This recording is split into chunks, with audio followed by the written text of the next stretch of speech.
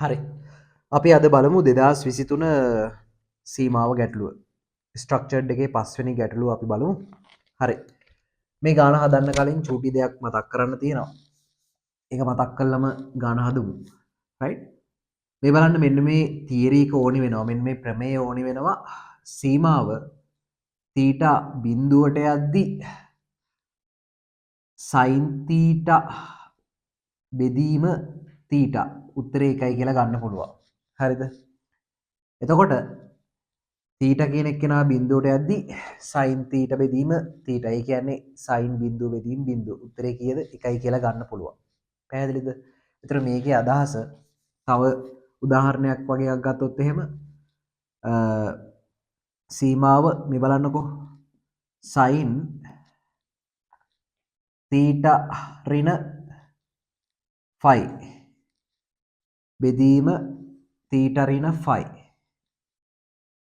Theta කියන එක්කෙනා phi වලට යද්දි මෙයාගේ උත්තරේ එකයි කියලා කියන්න පුළුවන්. පැහැදිලිද? එතකොට මේකේ කතන්දරය තමයි මේ ප්‍රමේයෙන් අදහස් කෙරෙන්නේ මෙතන තියෙන කෝණෙම යටත් තියෙන්න ඕනි. හරිද? ඒ වගේම මෙතන තීටාගේ අගය phi කරා යද්දි මෙතන ඒ කියන්නේ ලවය කියන එක්කෙනා බිඳුව වෙන්න ඕනි. හරයත් බිඳුව වෙන්න ඕනි. දැන් බලන්න 5 දැම්මට පස්සේ තීටට sin බිඳුව බිඳුවයි මෙතන යට එනවා 5 ඍණ 5 කියලා කියන්නේ බිඳුවයි. බිඳුව බෙදීම බිඳුව නේද? ලිමිට් තීටා 5 කරා යද්දි බිඳුව බෙදීම බිඳුව උත්තරේ එකයි කියලා සාධනයක් මගින් පෙන්නලා තියෙන්නේ. හරිද? එතකොට මේවා ප්‍රමේයවල මේ කාරණාව චුට්ටක් ඔළුවේ තියාගෙන තමයි මේ ගැටලුව හදන්න යන්නේ අපි. හරිද? හරිම ලේසි. චූටි කාරණා ටිකක් තියෙන මේ ගැටලුව හදද්දී මේ බලන්න සීමාව x යනවා 1 කරා 1 ධන cos 5x බෙදීම x ඍණ 1 සම්පූර්ණ වර්ගය සමානයි 5 වර්ග බෙදීම 2 කියලා තමයි පෙන්වන්න තියෙන්නේ. හරිද? එතකොට මේකෙදි ගත්තට පස්සේ ඔයාට මුලින්ම ඔළුවට යන්න ඕනේ මෙතන cos 5x නේ තියෙන්නේ. එතකොට අපිට ප්‍රමේය තියෙන්නේ sin වලින්නේ. එතකොට ඔයාට තේරෙන්න ඕනි මේක sin බවට පරිවර්තනය කර ගැනීමක් සිද්ධ කරන්න ඕනි කියලා. පැහැදිලිද? ඒක තමයි මූලිකම කාරණාව. මම සලකනවා මේ බලන්න මේ පැත්ත සලකමු අපි සීමාව x1 කරා යනවා 1 ධන cos 5x නේ. හරිද? නිකන් අපි 1 දාලා බලමුකෝ මොකද්ද වෙන්නේ කියලා. 1 ධන cos 5x cos 5. ඒ කියන්නේ cos 5 කියලා කියන්නේ ඍණ 1යි. එතකොට 1 ඍණ 1 කියලා කියන්නේ උඩ බිඳුව වෙනවා. යට 1 දැම්මොත් එහෙම 1 ඍණ 1 බිඳුව වෙනවා. ඔයා දන්නවනේ හොඳටම ඔයා දන්නා හොඳටම බිඳුව බෙදීම බිඳුව අනිර්ණ ආකාරයක්නේ. එතකොට උඩ බිඳුවක් ආව යටත් බිඳුවක් ආව බිඳුව බෙදීම බිඳුව අනිර්ණ ආකාරයක්. එතකොට එහෙම මේ උත්තරේට ළඟා වෙන්න බෑ. එහෙම හදන්න බෑ right? ඒකින්ද අපි මොකක් හරි දෙයක් කරන්න ඕනි මේ ගානට. මේ උත්තරේ ගන්න. මම මෙහෙම වැඩක් කරනවා. 1 ධන cos 5x හරිද? මෙයාගේ ප්‍රතිබද්ධයෙන් මම උඩ යටයි වැඩි කරනවා. මෙයාගේ ප්‍රතිබද්ධය කියලා කියන්නේ මැද්දේ තියෙන ලකුණ මාරු කරලා ලියනවා. 1 ඍණ cos 5x. හැබැයි උඩ විතරක් එහෙම ලියන්න බෑ. යටත් ලියවෙන්න ඕනි. 1 ඍණ cos 5x. කාරණා පැහැදිලිද? හරි. ඊට පස්සේ ඔයාට පේනවා උඩ වර්ග දෙකක අන්තරයක් හැදිලා තියෙන්නේ කියලා. හරි. උඩ වර්ග දෙකක අන්තරයක් හැදිලා තියෙන්නේ. මම ඊට පස්සේ මේ වැඩක් කරනවා. 1 ඍණ cos 5x නේද? සීමාව x 1 කරා යනවා.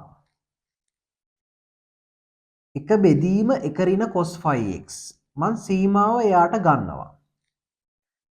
හේතුව මේකයි. එයාට සීමාව ගත්තා කියලා ප්‍රශ්නයක් වෙන්නේ නැහනේ. ඔයා දන්නවා ගුණ කිරීම, බෙදීම, නේද? එකතු කිරීම, අඩු කිරීම. ඒවට සීමාව වෙන වෙනම ගන්න පුළුවන් කියලා ඔයා දන්නවා, right? ඒවා තීරිය වලදී ඉගෙන ගන්න අවශ්‍යයි. හරිද? එතකොට එක බෙදීම එක ඍණ cos 5x කියන එක නම වෙනම ගන්නවා. එහෙම ගන්න හේතුව එකපාරටම ඔයා දන්නවා x වෙනුවට 1 දැම්මට පස්සේ මෙතන cos 5 ඍණ 1යිනේ. cos 5 ඍණ 1යි කියලා කියන්නේ ඍණ 1 වාරයක් ඍණ 1 ධන 1 වෙනවා. ඒකින්ද කිසි ප්‍රශ්නයක් නැහැ. යට කෑල්ල හරේ බිඳුව වෙන්නේ නැහැ. ඒකින්ද එහෙම ගන්න පුළුවන් අපිට. ඊගාවට සීමාව x1 කරා යනවා. උඩ දැන් වර්ග දෙකක අන්තරය තිබ්බනේ. ඒක මට ලියන්න පුළුවන් 1 ඍණ cos වර්ග 5x කියලා. බෙදීම x ඍණ 1 සම්පූර්ණ වර්ගය කියලා. කොහොම ලියන්න පුළුවන්නේ? හරි. දැන් මෙතන කෙලින්ම උත්තරේ ගමු. දැන් අර මං කලින් කිව්වනේ x එක දැම්මහම cos 5 ඍණ 1යි ඍණ 1යි ඍණයි ධන වෙනවා. එතකොට 1 ධන 1 කියලා කියන්නේ උත්තරේ 2යි. භාගයයි කියලා එනවා එතන. දැන් මෙතන සීමාව x යනවා 1 කරා. දැන් දන්නවා 1 ඍණ cos වර්ග 5x කියලා කියන්නේ කවුද? sin වර්ග 5x. එතකොට ඒක ත්‍රිකෝණමිතිය. ත්‍රිකෝණමිතික මූලිකම නේද? පයිතගොරස් සර්වසාමය තියෙනවා sin වර්ග θ හදන cos වර්ග θ සමාන 1යි කියලා. එතකොට 1 ඍණ cos වර්ග θ කියලා කියන්නේ sin වර්ග θ. ඉතින් ඒකමනේ මේ තියෙන්නේ නේ. මෙතන ඇවිල්ලා කෝණය ඇවිල්ලා 5x. එහෙනම් මොකද්ද? sin වර්ග 5x බෙදීම x ඍණ 1 වර්ගය. හරිද? කාරණාව හරි. දැන් මෙහෙම කතාවක් තමයි තියෙන්නේ. ඔයා දන්නවනේ. දැන් අපි ක්‍රමයක් මුලදීම අපි කතා කරා. එතකොට ඔයා දන්නවා sin θ බෙදීම θ. θ බිඳුවට යද්දි තමයි උත්තරේ 1 වෙන්නේ. එතකොට මෙතන sin ගේ ඇතුලේ කෝණේ 5x. යට x ඍණ 1 වර්ගයක් තියෙන්නේ. හරිද? x ඍණ 1 වර්ගයක් තියෙන්නේ. දැන් කොහොම හරි කළා එක්කෝ මෙන්න මෙතන තියෙන කෝණේ මෙතන හදා ගන්න ඕනේ නැත්නම් මෙතන තියෙන එක්කෙනා මේ උඩ හදා ගන්න ඕනේ. පැහැදිලිද? මම මෙහෙම වැඩක් කරනවා. ඔයා දන්නවනේ මෙන්න මෙහෙම කතාවක්. sin 5 ඍණ θ කියලා කියන්නේ sin θ. නේද? ඒක ඔයා දැනන් ඉන්න ඕනි අනිවාර්යෙන්. පැහැදිලිද? ඒතර θ කියන කෝණේ දෙවෙනි වෘත්තපාදේ නම් ඔයා දන්නවා දෙවෙනි වෘත්තපාදේ sin ධන වෙන්න ඕනි. ඒතර sin 5 ඍණ θ සමානයි sin θ. එහෙම වෙනවා. ඒතර මට ලියන්න පුළුවන් මෙයාව මේ බලන්න. භාගය වතාවක් සීමාව x යනවා 1 කරා මම ලියනවා මෙන්න මෙහෙම sin 5 ඍණ 5x වර්ගය බෙදීම x ඍණ 1 සම්පූර්ණ වර්ගය කියලා. තව පියවරක් ලියනවා ඊට පස්සේ භාගය සීමාව x1 කරා යනවා. දැන් මට පුළුවන් මෙතනින් 5 කෙනෙක් එළියට ගන්න. එතකොට මට ලියන්න පුළුවන් 1 ඍණ x ඔන්න ඔහොම ලියන්න පුළුවන්. බෙදීම දැන් ඔයාලට පේනවද දැන් උඩ 5 වාරයක් 1 ඍණ x කියලා තියෙනවා කියලා. එතකොට x ඍණ 1නේ යට තියෙන්නේ. x ඍණ 1 සම්පූර්ණ වර්ගයන්නේ යට තියෙන්නේ. මට යාව ලියන්න පුළුවන්. දැන් උඩ 1 ඍණ x තියෙන හින්දා යට ඉන්නේ x ඍණ 1 ලියන්න පුළුවන්. 1 ඍණ x ගේ සම්පූර්ණ වර්ගය කියලා. මතක තියාගන්න එහෙම ලියන්න පුළුවන් වෙන්නේ ඇයි? වර්ගයක් තිබ්බ හින්දා. ඔයා දන්නවා වර්ගයක උත්තරේ හැම වෙලාවෙම මොන වෙනවද? ධන වෙනවා කියලා. එහෙම වර්ගයක් තිබ්බ හින්දා තමයි මෙහෙම ලියන්න පුළුවන් උනේ. පැහැදිලිද? right. දැන් හරි. දැන් අපේ තියරි එකට අදාළව ඔයා දන්නවා limit නේද? θ බිඳුව කරා යද්දී sin θ බෙදීම θ සමාන උත්තරේ එකයි. ඒ කියන්නේ මෙතන තියෙන කෝණෙම තමයි යට තියෙන්නත් ඕනේ. හරි. මේ බලන්න. එතකොට මෙතන තියෙන කෝණේ 5 වාරයක් 1 ඍණ x. යට තියෙන්නේ 1 ඍණ x විතරයි. මම එතන හදා ගන්නවා මෙන්න මෙහෙම වැඩක් කළා.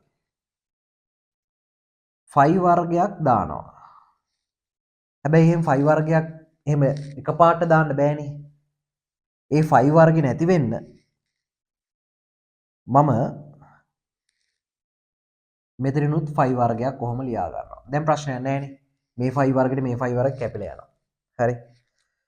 දැන් බලන්න එතකොට දැන් මට මේ 5 වර්ගේ ඉස්සරහට ගන්න පුළුවන් 5 වර්ග බෙදීම 2 සීමාව x යනවා 1 කරා. දැන් මට මෙයාව ලියා ගන්න පුළුවන් මෙන්න මෙහෙම sin phi 1 ඍණ x බෙදීම phi 1 ඍණ x ගේ සම්පූර්ණ වර්ගය කියලා. හරි. සම්පූර්ණ වර්ගය කියලා. right. එතකොට හරි.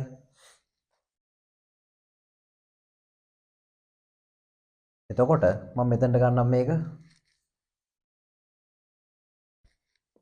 5 වර්ග බෙදීම 2 සීමාව